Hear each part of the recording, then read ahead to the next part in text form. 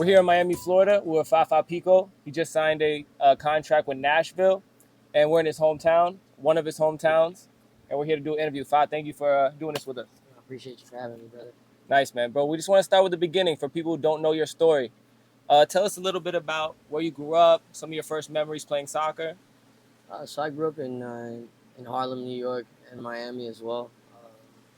I started playing over there in training in Riverside State Park with my father, and then uh, we moved here. I was about 9 years old and started under 9 soccer with West Kendall, Nice. and pretty much played for every South Florida team that there was. So I moved around a bit, played for some Broward teams, and I got a good feeling of the Miami and Broward ball.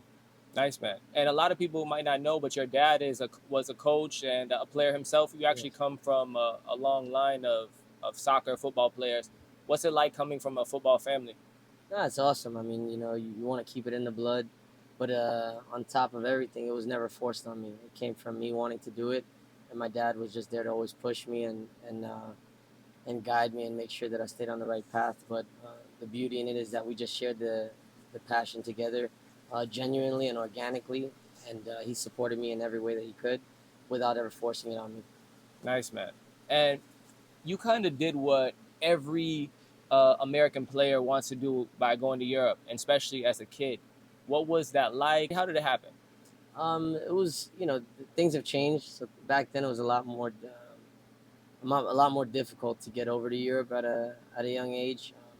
There was still a lot of stereotypes on American footballers, and it was very hard at the time. And I had the opportunity. I was blessed by the Cagliari Academy that started here from Massimo Cellino, the ex-president of Cagliari Calcio. And he brought 4 of us on trial one time, and we stayed there for a month. And I ended up passing, and they brought me in at about 16 years old to play with the reserve team, and that's where the adventure kind of started. Did your dad, your family go with you? What was like the initial experience going over there like? Initial experience was interesting. My dad went with me for the first went for the first 2 weeks. I want to say my mom stayed back. Um, at first, she was hesitant on the move, but made sure that I finished my high school, and Killian was able to cooperate with me getting everything sorted out with my grades and doing everything online from abroad. So it was a hectic move, but at the same time, it was just great overall, knowing that my dad would go with me for the first 2 weeks. But the moment he left, I realized I was a man and I was on my own, and That's crazy. it was time to just kind of grow up and become my own guy. What was one of your favorite memories over in Italy? What did that experience teach you? Like, I think just the liberty. I didn't ever experience that college bubble, that campus bubble. A lot of my friends 2 years later left their homes and then went to college and thought they were independent, but really weren't. And I saw myself kind of growing up a bit quicker than they did. than a lot of people did, and it wasn't because I was trying to. I was just kind of forced into it. Sometimes I'd be in a locker room with guys twice my age, and you're trying to make convo, and they were really good guys, some of them too. So they helped me, bring me along the way, and then just little things. I'd say the best thing was just the liberty of you having to decide at 17 years old. Okay, we're gonna go out tonight. There's no chaperone. There's no father telling you, yeah, you can't go out. You got to do this. You got to be disciplined. It was just, all right. We're gonna go out for crepes tonight, and we're gonna have a good time on the town, and come back early because we got to be up for practice in the morning. What would you think was the biggest difference between, okay, you left the United States, now you're in Italy. What was the biggest difference style-wise, level-wise? I think the hardest part of that transition, because in that time we had a lot of great talents in Miami.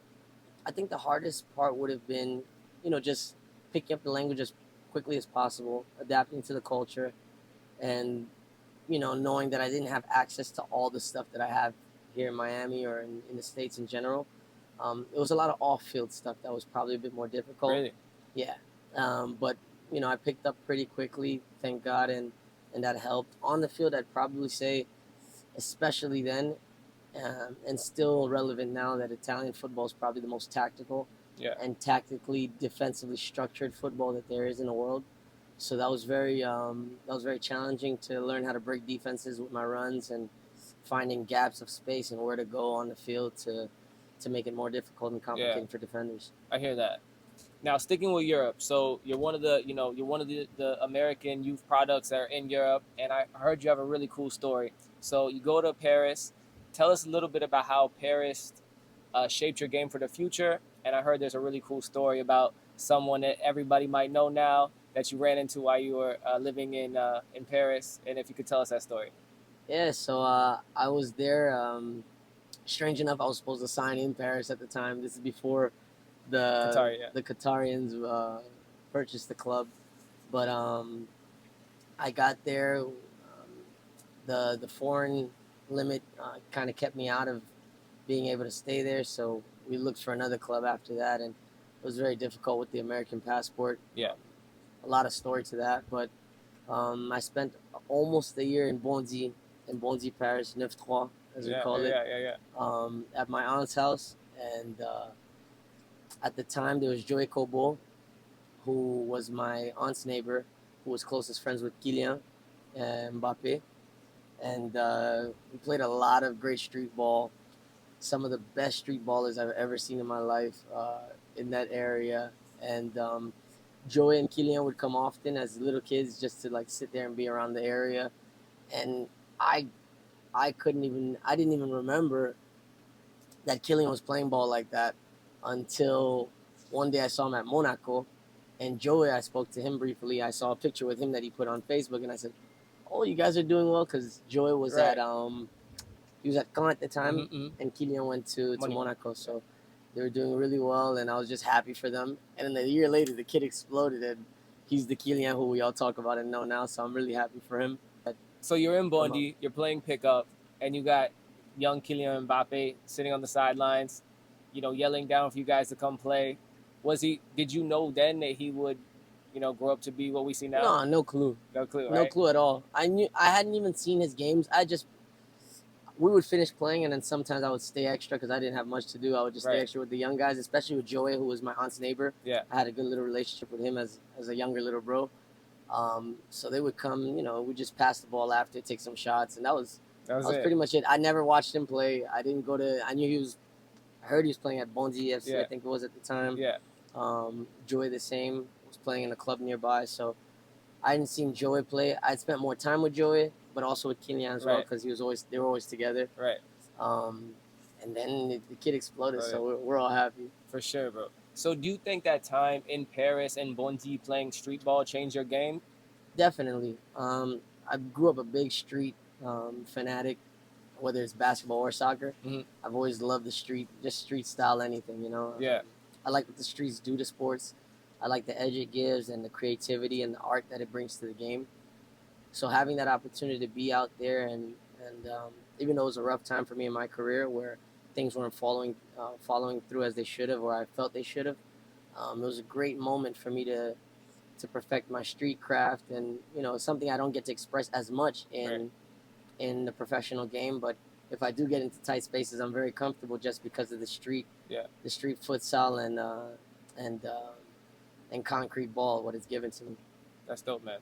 So Paris, MLS, Italy, you've even played in other places besides that. Where do you feel like had the best style, or did you just enjoy? Overall,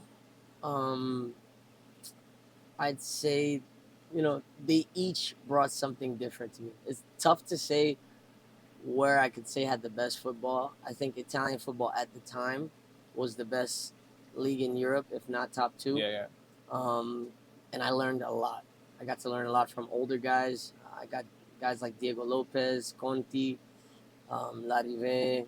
I just had a lot of guys that were able to help me out with a lot of the tactics and different stuff. So I'd say there was probably my base of football, which has impacted me until today. Yeah.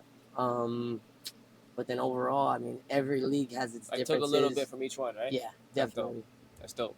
So now you leave France, and you head at that point you head back to the United States. Yes.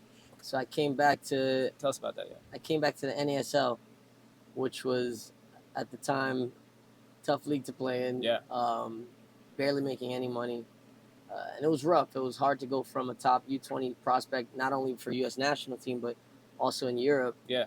To come back and you're kind of making peanuts, and you know, you lose all that recognition and you know the expectations that everybody had for me, and it was kind of rough because there were a lot of things out of my control that happened behind closed doors. So it was tough pill to swallow, but I remained I remained tough, and I also had some great teammates, especially coming to the strikers.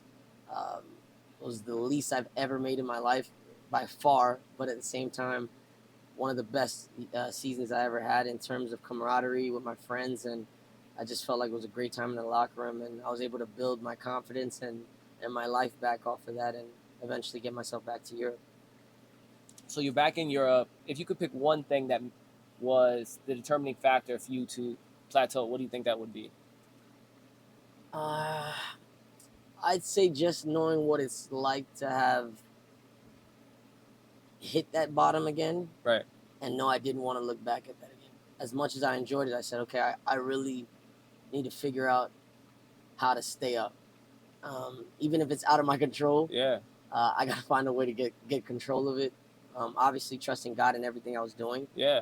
Um, but at the same time, I just had to figure out, how can I put in as much, not just on-field work, but, doing everything possibly correct to keep myself in this game as long as possible.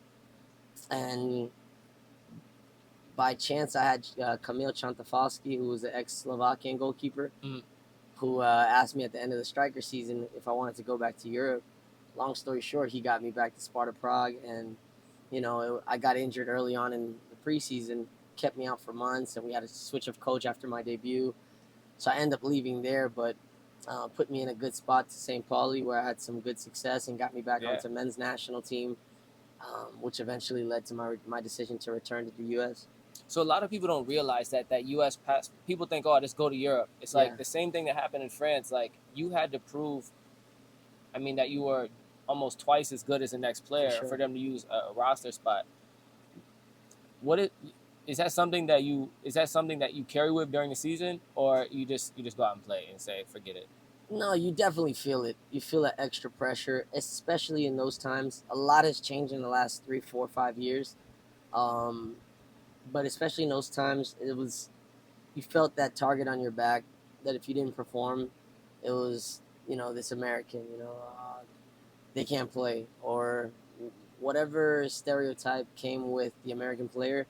You had to suffer that if your performance wasn't up to par, Right. or if your performance was just at par. Yeah, if you're just at par, it's not good enough. If even wasn't good enough, and you had to just be a lot better and bring something different to the table in order for you to gain that and earn that respect. Which is why I feel like the older generation of American players had a different chip on their shoulder as opposed to maybe the new one. Yeah. Where you look at the Dempseys, the DeMarcus, the Landons, and Tim, and all these guys, Brad. The list is kind of long, so I don't want to leave anybody out. But those guys really set the bar high for what one should strive for when fighting. Obviously, it's a new generation, and soccer in general has changed, but it was a different stigma back then, and you went out with a bullseye on your bull's target on your back. Yeah. Okay, so now boom, you're back in the MLS. We all know what you've done. Your team MVP, and now you're off to a new adventure with Nashville. What keeps you motivated? What are your goals for Nashville? And your thoughts about signing there? My biggest goals with Nashville and what's kept me motivated, I think, is just the pride of and respect for the game. I've loved this game since I could walk, since I could breathe. It's my first love, and I don't ever want to leave a club saying, okay, I didn't do everything to make this club better.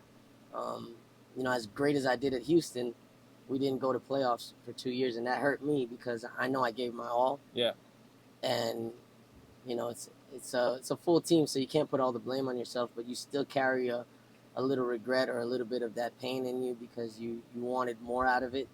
But I do feel that every club that I've been at, no one could say I didn't perform, or no one can say that if we're objective about it, no one can say that I didn't produce what I needed to produce or overachieve what was expected. So now going into Nashville, a seasoned vet, I just want to top everything I've already done in this league and just do even better than anywhere I've done.